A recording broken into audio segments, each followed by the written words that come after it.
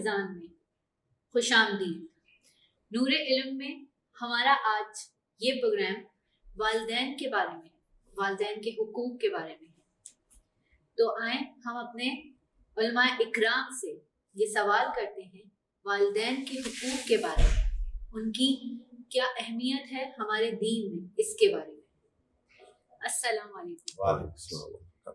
تو ہمارے دین میں کیا اس کی اہمیت ہے کہ ہم جو والدین کے حقوق نہیں نبھا پاتے یا ان کے کبھی غصہ ان کو آتا ہے تو ہم اس سے زیادہ غصہ کرتے ہیں، تو کیا یہ سب چیزیں اچھی ہیں یا ہم اس کو درگزر کر کے آگے چلے جائیں؟ اعوذ باللہ من الشیطان الرجیم، بسم اللہ الرحمن الرحیم، رب الوالدین احسانا۔ آپ نے بہت اچھا سوال کیا اور عصر حاضر کا سوال کیا۔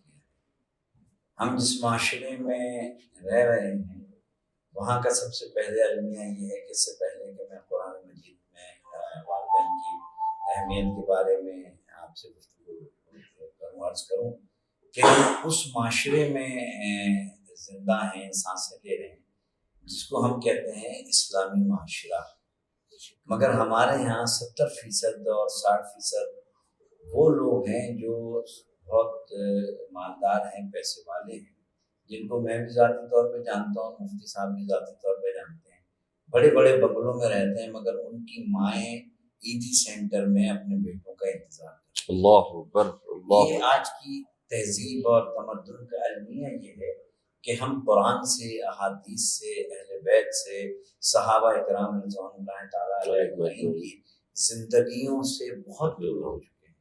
زبان سے کہہ بھی دیا لا الہ تو کیا حاصل۔ تو عرض یہ کہ قرآن نے کہا ہے کہ والدین جو ہے یعنی اس چھت کے نیچے نہ بیٹھو جس چھت کے اوپر والدین ہو، اور والدین کو اف تک نہ کہو۔ اف کا لفظ یعنی اتنا ہے کہ اف تک نہ کہو، بالوالدین احسان، اور والدین کے ساتھ احسان سے پیش آؤ۔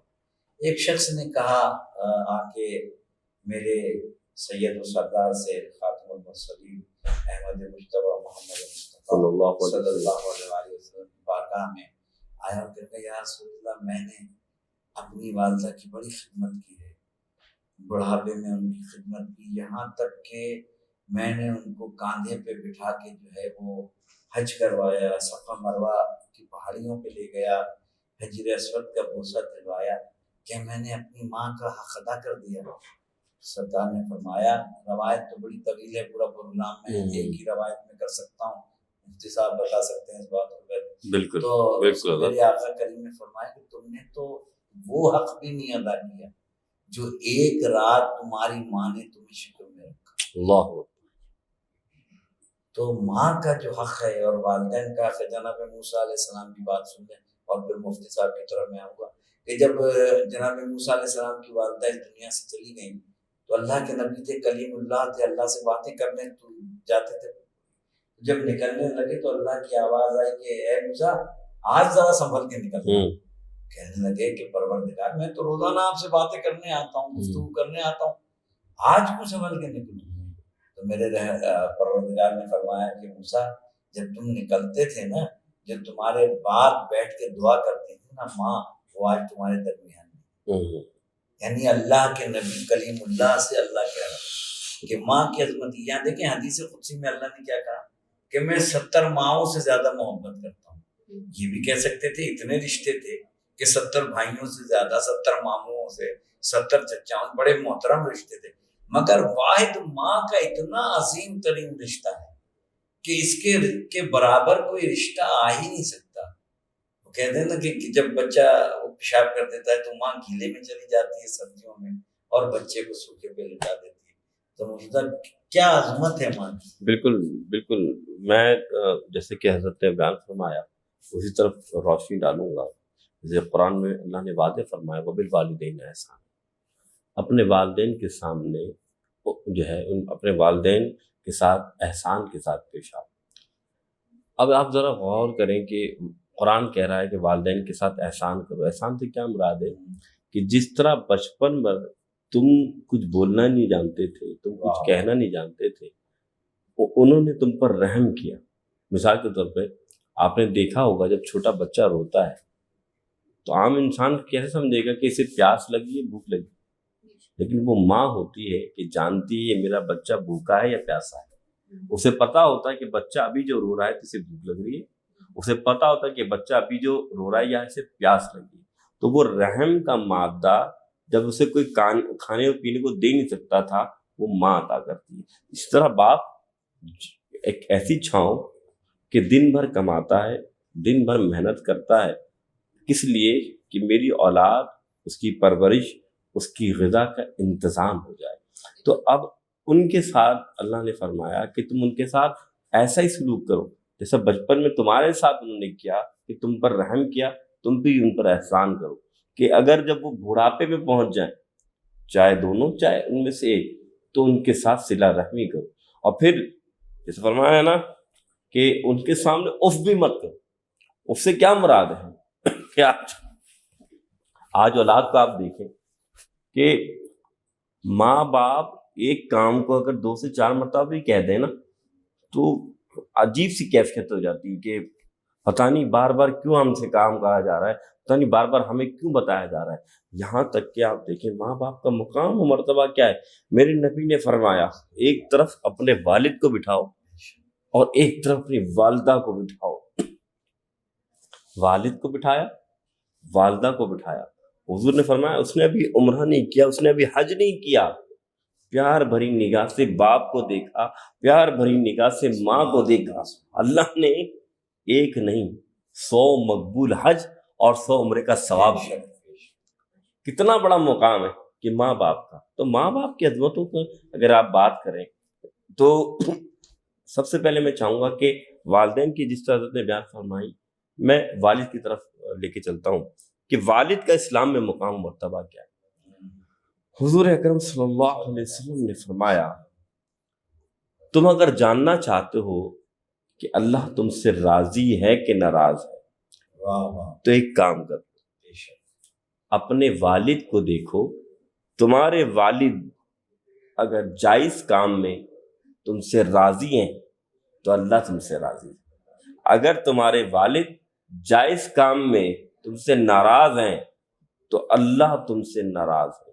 معلوم کیا چلا کوئی ایسی ذات نظر نہیں آتی کہ پتہ لگ جائے کہ اللہ راضی کب ہے اور کب ناراض ہے. یہ بات ہی ہے کہ اس کو دیکھ کے پتہ لگ جاتا ہے کہ میرا رب راضی ہے کہ ناراض ہے. اسی طرح سے ہمارے پاس ایک سوال جو ہے وہ آیا ہے کہ قرآن پاک میں والدین کے حقوق کے بارے میں کوئی آیت یا کوئی ایسی بات ہے؟ ابھی جیسا کہ بالوالدین احسانا، والدین کے ساتھ احسان سے پیش آؤ اور اس چھت کے نیچے نہ چلو جس چھت کے نیچے والدین ہوں، اور اپنی پوری زندگی میں جو ہے کبھی بھی والدین کو اف تک نہ کہو. تو قرآن مجید نے یہ اعلان کیا. اس کے بعد اس کے علاوہ سرکار کی بہت ساری احادیث ایسی ہیں جو استدلال کرتی ہیں کہ اگر آہ ہو جائے کوئی والدین سے تو اس کی دنیا بھی برباد ہوتی ہے اور آخرت بھی برباد ہوتی ہے. اسی طریقے سے جیسے آپ نے فرمایا، منتظر فرما رہے تھے، ایک شخص آیا سرکار کی خدمت میں اور کہا کہ بہت پریشان ہوں. تو آپ نے کہا جاؤ ماں کی قبر کے سرانے بیٹھ کے دعا کرو. آج تو کچھ لوگ ایسے ہیں کہ جو کہتے ہیں کہ اولیاء اللہ کی قبر مقبروں پہ ہم جاتے ہیں اور یقیناً ہم وہاں جا کے دعا تو اللہ ہی سے مانگتے ہیں مگر ان اولیاء اللہ کا وسیلہ دے کے مانگتے ہیں تاکہ یہ مقرب اللہ کے بندے ہیں، ان کے ذریعے سے اللہ تک جو ہے ہماری دعا جو ہے وہ کامل ہو جائے. ہم اس لیے جاتے ہیں مقبروں پہ. یقیناً وہ مسلمان ہی نہیں ہے جو غیر اللہ سے دعا مانگے، سبھی اللہ سے مانگتے ہیں. تو سرکار کیا فرماتے ہیں کہ ماں کے سرانے بیٹھ کے دعا مانگو. یعنی سرکار بتانا یہ چاہتے تھے کہ اپنی دعا میں اپنی ماں کا وسیلہ دو. تو جب ماں کا وسیلہ جائز ہے تو اولیاء اللہ کا وسیلہ جائز نہیں ہوگا. کہا کہ سرکار میری تو ماں کی قبر کا پتہ ہی نہیں ہے. کہا تو اچھا خالہ زندہ ہے؟ کہا نہیں خالہ بھی زندہ نہیں. کہا ان کی قبر پہ چلے جاؤ. یعنی بتانا یہ چاہتے تھے کہ خالہ کا درجہ بھی ماں کے برابر ہے. خالہ کی قبر کا نشان کبھی نہیں. اب سنیے گا، یہ میں کتاب کا بھی حوالہ دے رہا ہوں، ڈاکٹر طاہر القادری صاحب نے لکھا ہے. آپ فرماتے ہیں کہ آقا کریم علیہ السلام نے فرمایا جاؤ قبرستان میں ایک لکیر کھینچو اور لکیر کھینچ کے بیٹھ جاؤ اور تصور کرو کہ تمہاری ماں، جب تم تصور کرو گے نا کہ تمہاری ماں کی قبر ہے اور تم بیٹھ کے دعا مانگو گے تو یقین مانو کہ تمہاری دعا قبول ہو جائے گی۔ اور یہاں مجھے بات ایک یاد آئی، امام محمد باقر علیہ السلام فرماتے ہیں کہ قبر کو بوسہ دینا حرام ہے مگر ماں کی قبر کو بوسہ دینا جائز ہے، عین عبادت ہے۔ یعنی ماں وہ ہستی ہے کہ جس کا کوئی دنیا میں نعم البدل نہیں۔ قرآن مجید میں صریحاً آیا ہے کہ جس سے والدین ناراض ہیں اس کی نہ کوئی عبادت قبول ہے نہ اس کی کوئی ریاضت قبول ہے، ٹھیک ہے نا۔ تو والدین کو راضی رکھنا، یعنی اسلام نے جتنے، آج تو مغرب میں جو ہے وہ مدر ڈے منایا جاتا ہے، فادر ڈے منایا جاتا ہے۔ ہم ایک دن نہیں مناتے مدر ڈے، فادر ڈے، ہمارا ہر دن فادر ڈے ہے، الحمدللہ ہمارا ہر دن مدر ڈے ہے، اس لیے کہ اسلام ہی نے تو احترام والدین سکھایا ہے، اسلام ہی نے تو مدر ڈے سکھایا ہے۔ اور پھر میرے کیا کہنے ہیں سرکار دو عالم کے، جو اپنی بیٹی کو ام ابیہ کہتے تھے، یعنی باپ کی ماں، باپ کی ماں۔ اور جب آپ شہزادی تشریف لاتی تھی تو سرکار احترام میں کھڑے ہو جاتے تھے، جناب سیدہ کے احترام میں کھڑے ہو جاتے تھے اور ماں کہہ کے آواز دیتے تھے۔ تو جو رحمت العالمین بیٹی سے اتنی محبت کرتا ہو اسلام میں، وہ اپنی ماں کا کتنا احترام کرتا ہو۔ تو یعنی ہمارے اسلام نے تو انسانیت کو انسان بنایا، اور اس معاشرے کو اگر جلا بخشی ہے، رشتوں کا احترام اگر ہم نے سیکھا ہے تو سوائے اسلام کے میں چیلنج کرتا ہوں، میں نے سارے ادیان پڑھے، کمیونزم سے لے کے، ٹھیک ہے نا، جتنے ادیان ہیں، بدھ مذہب ہے، ہندو مت ہے، سکھ مذہب کے جتنے ادیان ہیں آپ پڑھ لیجئے، جتنا احترام اور جتنے حقوق ہے والدین، ماں کے حقوق، باپ کے حقوق، بہنوں کے حقوق، جتنے ہمارے اسلام نے دیے ہیں۔ اب المیہ یہ ہے کہ دیے تو ہیں، اس میں دو کنفیوژن ہیں۔ ایک تو ہمارے پاس ڈیلیگیٹ کرنے کے لیے کوئی ایسا پلیٹ فارم نہیں ہے علماء کے پاس، ہمارے پاس نہ حکومت ہے، نہ ہمارے پاس نہ ریاست ہے، نہ ہمارے پاس کوئی لشکر ہے، ٹھیک ہے نا۔ ہم مسجدوں میں بھی اگر درس دینا چاہتے ہیں تو ہم ٹرسٹیز حضرات کے محتاج ہوتے ہیں کہ بھئی ان کے کہنے پہ ہمیں چلنا ہے، جو کمیٹی بنی ہوئی ہے کمیٹی ناراض نہ ہو جائے۔ ورنہ اگر اسلامی حقیقی معاشرہ ہو، یقیناً پاکستان اسلام کے نام پہ بنا ہے، تمام تر آزادی، جتنی آزادی میں نے دوسرے ملک دیکھے، جتنی آزادی ہمیں یہاں پاکستان میں کہیں نہیں ہے، مگر ہمیں پلیٹ فارم نہیں ملتا کہ آج کی نوجوان نسل جو ماں کی نافرمان ہے، والدین کی نافرمان ہے، اور ماں کو جھڑک دیتے ہیں، باپ کا کہنا نہیں مانتے، اس کی اصلی وجہ یہ ہے کہ ہمارے پاس وہ پلیٹ فارم نہیں ہے۔ ایک جمعے کا خطبہ ملتا ہے، ٹھیک ہے نا، جس میں ہم ڈیلیور کرتے ہیں اسلام کی کہ بھئی ماں کے حق یہ ہے کہ والدین کے پیچھے پیچھے چلو، کبھی ماں کے آگے نہ چلنا، کبھی باپ کے آگے نہ چلنا، دین پورا، تمہاری نمازیں سب بیکار ہو جائیں گی، تمہارا سب کچھ بیکار ہو جائے گا اگر ماں کو کہیں غصے سے دیکھ لیا، اگر والدین کی کوئی نافرمانی کر لی۔ تو سب سے زیادہ حقوق جو دیے ہیں اسلام نے دیے ہیں ماں کے لیے، والدین کے حقوق جو ہیں سب سے زیادہ جو محفوظات ہمارے اسلام نے دیے ہیں۔ بالکل ایسے جی اس بات سے ایگری کریں۔ آپ کو سوال کرنا چاہیے؟ جی، احادیث کے بارے میں پوچھنا چاہ رہی تھی کہ والدین کے حوالے سے ایسی کوئی احادیث ہے؟ جی بالکل بالکل، اللہ کے رسول صلی اللہ علیہ وسلم نے کئی مرتبہ ماں باپ کی فضیلت بیان فرمائی، یہاں تک کہ حضور اکرم صلی اللہ علیہ وسلم منبر رسول پہ چڑھ رہے ہیں اور آمین جو کہہ رہے ہیں۔ اسی رمضان کے حوالے سے آپ نے ایک حدیث سنی ہوگی کہ حضور فرماتے ہیں کہ جبریل امی آئے، انہوں نے فرمایا کہ ہلاک ہو جائے ایسا شخص جو اپنے ماں باپ میں سے کسی ایک کی بھی خدمت کر کے جنت حاصل نہ کر پائے۔ یعنی کوئی شخص اگر اللہ کے رسول صلی اللہ علیہ وسلم فرماتے ہیں کہ ماں باپ میں سے کسی ایک کی بھی خدمت نہیں کر پایا تو ایسا شخص تو ہلاک ہو جائے، تو حضور نے فرمایا آمین۔ تو ماں باپ کی اتنا بڑا مقام ہے کہ اگر دیکھا جائے کہ اللہ کے رسول فرماتے ہیں وہ شخص تو ہلاکت میں جو کہ اپنے ماں باپ کی عظمت نہیں کرتا۔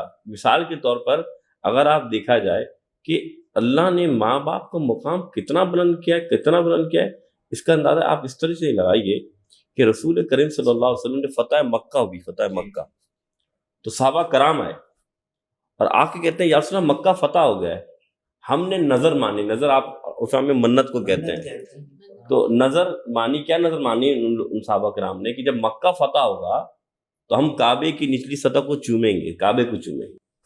تو حضور نے پتہ ہے کیا فرمایا؟ حضور فرمایا کعبے کو چومنا، لیکن یہ بتاؤ تمہاری ماں زندہ ہے؟ فرمایا آقا زندہ ہے. فرمایا جاؤ ان کے قدموں کو چوم لو، اللہ تمہاری نظر پوری کر دے گا. یہ ماں کا مقام ہے، یہی باپ کا مقام ہے. میرے نبی نے فرمایا تم کیا جانتے ہو، پورے کائنات میں ہے اللہ کسی بھی شخصوں کی بد دعا قبول نہیں کرتا سوائے دو شخصوں کی. دو شخص، ایک مظلوم اور ایک باپ. باپ اگر، ماں کی بات نہیں کر رہا میں، ماں کہتے ہیں نا کہ باتوں میں کرتبہ کہہ دیتی ہے لیکن اس کی بد دعا نہیں لگتی. لیکن اگر باپ دل سے بات کر دے نا، پورے دنیا کے اندر یہ یاد رکھیے گا، کائنات رب ہر کسی کی دعا ضرور قبول کرتا ہے، بد دعا قبول نہیں فرماتا سوائے دو شخصوں کے، ایک مظلوم کے اور دوسرے باپ کے. کہ اگر باپ نے اپنی اولاد کے لیے بد دعا کر دی نا تو انسان غارت پڑ جاتا ہے. لیکن آج کی اولاد کا حال آپ نہیں دیکھا، بہت برا حال ہے. وہ کہتے کیا ہیں، کیا کہتے ہیں، وہی کہتے ہیں آپ نے دنیا دیکھی کیا ہے، جن کو کمانا آ رہا ہے وہ تم آج کمانا سیکھ رہے ہو، تمہیں انگلی پکڑ کے چلانا انہوں نے سکھایا، تم کہتے ہو ہم تمہیں سکھا رہے ہیں، ہم تمہیں چلا رہے ہیں، کیونکہ آج وہ بوڑھے ہو گئے ہیں، آج وہ بول نہیں پا رہے. آج کی اولاد کا حال میں کچھ سچا واقعہ بتاؤں سر. میں جمعہ جہاں پڑھاتا ہوں نا، وہاں ایک شخص بیچارہ بڑا امیر و کبیر آتا تھا میرے پاس، اس کا انتقال ہو گیا، اس کا ایک ہی بیٹا تھا. لیکن آج کا معاشرہ دیکھیں ہماری نسل کہاں جا رہی. بس وہی کہتے ہیں کہ ہم نے اپنی نسلوں کو راہ نہیں دکھائی، راستہ نہیں دکھایا. تو اس کا کام بھی یہی تھا، کبھی دوستوں میں فلمیں دیکھنا، کبھی کچھ چیزیں دیکھنا جو ہمارے یہاں ہوتا ہے. تو ایسا ہی ہوا کہ جب باپ مرا تو میں چند جمعے گیا ہوتا تبلیغی دورے پہ، تو واپس آیا مجھے پتہ لگا کہ یہ فلاں شخص انتقال ہو گیا. تو میں نے اپنے مؤذن سے کہا کہ ملنے چلتے ہیں، اور میں کوئی ہے ہی نہیں، ایک ہی بیٹا ہے اور وہ کبھی ادھر ہوتا ہے کبھی ادھر ہوتا ہے. تو اتفاق کی بات میں ایک جمعہ پڑھا کے جب باہر نکلا تو اس کی پراڈو باہر کھڑی ہوئی تھی. تو اس کا گارڈ اتر کر آیا اور کہنے لگا کہ چھوٹے صاحب آپ سے ملنا چاہتے ہیں. میں نے کہا چلو، ہمیں پتہ لگا بھائی ان کے والد کا ہے، تو میں تعزیت کے لیے چلا گیا. جب میں گیا تو اس لڑکی نے وہ ہم کہتے ہیں نا، میں یہ لفظ کہتا ہوا جسے ہم برگر کہتے ہیں آرمن، کہ بھائی وہ بڑا ہی، وہ بیٹھا ہوا، اس نے اے سی فل چل رہا. اس نے کہا حضرت مجھے تھوڑی دیر ہو گئی، میں نماز نہیں پڑھ پایا. تو اس نے کہا اپنے سرونٹ سے ایک کلاتھ ہے بابا جان کی، it is my father cloth, یہ میرے ابو کے کپڑے ہیں، یہ اپنے مؤذن کو اسٹوڈنٹ کو دیں اور پرے فار مائی فادر، میرے ابو کے لیے دعا کریں. میں نے وہ سوٹ اٹھا کر دیکھا، یہ جملہ سنیے گا. میں نے کہا بیٹا تم خود کیوں نہیں پہنتے؟ میرے نبی نے فرمایا اولاد جو ہوتی نا، اولاد جو نیکی کرتی ہے صرف اس کو ثواب نہیں ملتا، اولاد کی نیکی کا ثواب ماں باپ کو دونوں کو ملتا ہے. تو تم پہنو، وہ پہن کے عبادت کرو. اس کا جملہ پتہ ہے کیا تھا؟ اس نے کہا سر بات نہیں سی ہے، میں نے کچھ ایسی ڈاکومنٹریز دیکھی ہیں، کچھ ایسی چیزیں دیکھی ہیں، اور مجھے روحوں سے ڈر لگتا ہے. مرنا جائے ایسی اولاد جو اپنی باپ کی روح سے ڈرے. وہ باپ جو کما کے مر گیا، جو گھر بنا گیا، جو گاڑی بنا گیا، اس کی روح سے ڈر لگتا ہے. یقین نہیں ہے، میں آپ کی چینل کی توسط سے کہتا ہوں، آپ دیکھیے گا جب بڑے میاں مرتے ہیں نا تو اس چارپائی سے ڈر لگتا ہے. پتہ ہے کیا کہتے ہیں؟ میت کی چارپائی. قبلہ کیا کہتے ہیں؟ میت کی چارپائی ہے.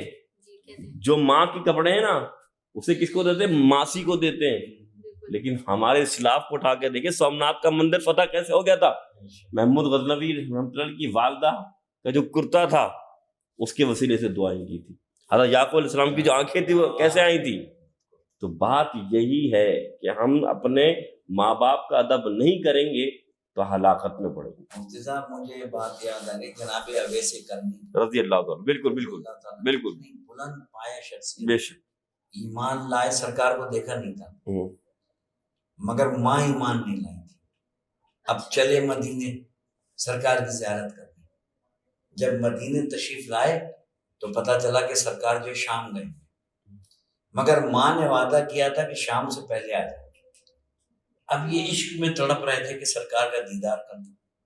اویس کرنی جیسے عاشق رسول صحابی اب یہ انتظار کر رہے، ایک طرف سرکار کی طرف خیال جا رہا، ایک طرف اس ماں کی طرف وعدہ جو وعدہ کیا تھا۔ بے شک کہنے لگے یمن پہنچوں گا اتنی دور بغیر سرکار کو دیکھے ہوئے چلے۔ اب عظمت دیکھیں کہ اس ماں کا کہنا مانا جو ایمان نہیں لائی تھی۔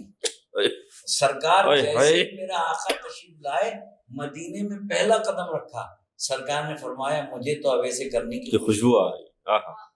یعنی اس ماں کا کہنا مانا تھا جو مسلمان نہیں تھی، مگر اس کے باوجود میرے آقا نے کیا فرمایا کہ ماں کی اطاعت کی ہے، ماں کی اطاعت میں میرا دیدار نہیں کیا، ماں کا کہنا مانا، فرمایا مجھے اویس کرنی کی خوشبو آ رہی ہے۔ تو ماں کی اس کی عظمت اتنی ہے جو صاحب ایمان نہ ہو، تو جو ایمان سکھائے آغوش میں لے کے لوری دے، آغوش میں اللہ کی توحید بتائے، سرکار کی نبوت سکھائے، کلمہ پڑھنا سکھائے، ٹھیک ہے نا، دین کی تعلیم سکھائے، تو پھر اس کی کیا ہوگی عظمت۔ اور یہ یقین مانیں کہ تربیت جو ہوتی ہے نا ماں کی، اتنی سی تربیت کہ علامہ مجلسی علیہ رحمہ کے ایک فرزند تھے، اور وہ ایک مشکی آیا، اس نے مشق رکھی اور نماز پڑھنے لگا۔ ان کے بچے نے کیا کیا، سوئی لے کے اس کی مشق میں جو ہے مار دیا، پانی بہ گیا۔ اس نے علامہ مجلسی سے شکایت کی، وہ گئے گھر میں اپنی زوجہ سے، کہا تم یاد کرو کہ جب یہ تمہارے شکم میں تھا تم نے کوئی حرام چیز تو نہیں کھائی تھی؟ یعنی تربیت کا اثر۔ آج کیا ہوتا ہے، شکم میں بچہ ہوتا ہے، ہماری مائیں گانے سن رہی ہوتی ہیں، مگر جب پچھلے زمانہ تھا ہماری مائیں قرآن سنتی تھی، تو ان کے بچے جو تھے پیدا ہونے کے بعد ہی جب بڑے ہوئے تو وہ قرآن پڑھنے لگے۔ آج جب ماں گانا سنے گی تو پھر کیا توقع رکھیں کہ اولاد بھی گانا ہی سنے گی نا، وہ قرآن کی طرف کہاں سے آئے گی؟